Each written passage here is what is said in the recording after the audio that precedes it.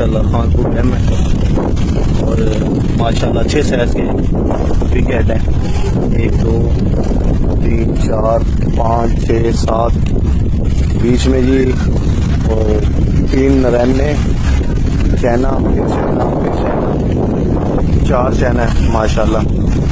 Closing कर रहे हैं ये राशिद भाई हैं और ये इनको गेम हुई है और मैं अपनी गेम दिखाता हूँ आपको। ये मेरे राड लगे हुए, तूफान आ गया था, क्लोजिंग करने लग गए हैं। मेरे राड तो अभी लगे हुए हैं, 16 तारीख है। ये पॉइंट का व्यू है, देख लें आप।